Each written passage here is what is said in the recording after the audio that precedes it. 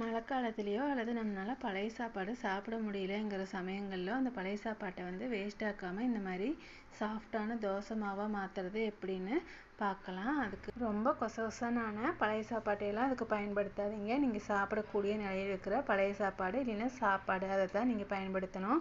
1 பங்கு சாதம்னா அதுக்கு 3 பங்கு அரிசி, பச்சரிசி மட்டும் போதும். புழுங்கரிசி எல்லாம் வேண்டாம், உளுந்தும் வேண்டாம். ஆனால் 2 கரண்டியாச்சும் தோசை மாவோ இட்லி மாவோ நல்லா புளிச்சது வேணும். இந்த 3 பொருள் மட்டும் போதும். இந்த மாதிரி பெரிய மிக்சர் ஜார்லேயே அரைக்கலாம். அரிசி போட்டு அரிசி கொஞ்சமாக அரைஞ்ச பிறகு 1 கைப்பிடி அல்லது 2 கைப்பிடி அளவு சாப்பாட்டை அது கூட போட்டு அரைச்சிருங்க.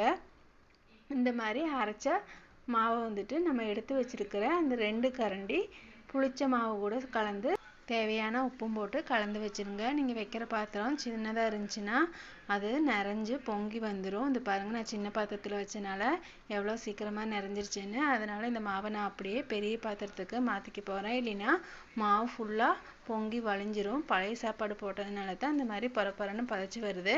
எந்த அளவுக்கு பதச்சி வருதோ அந்த அளவுக்கு தோசை வந்து ரொம்ப சாஃப்டாக இருக்குது. பாருங்கள், இதை நம்ம நல்லா கலக்கி கொடுத்தோம்னா மறுபடியும் காவாசி அளவுக்கு போயிடும். இதை நம்ம ஆப்பம் மாதிரியும் ஊற்றலாம், தோசை மாதிரியும் சுடலாம். அப்படியே மூடி வச்சு எடுத்தோம்னா ஆப்பமாக எடுத்துக்கலாம். நல்லா முருக விட்டு எடுத்தோம்னா ரோஸ்ட் மாதிரி ஆகும்.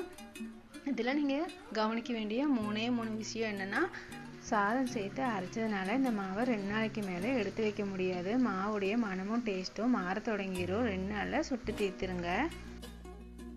நீங்கள் ரொம்ப பழைய சாப்பாட்டை போட்டுறக்கூடாது, அளவாக போடுங்க. அளவுக்கு அதிகமாக போட்டிங்கன்னா அது கல்லுலேயே ஒட்டிக்கும். ரொம்ப சாஃப்டாகிடுச்சுன்னா 1 கரண்டி கோதுமை மாவு இல்லைன்னா அரிசி மாவை அந்த மாவு கூட கலந்து நல்லா கலக்கிட்டு சுட்டிங்கன்னா சரியாயிரும்.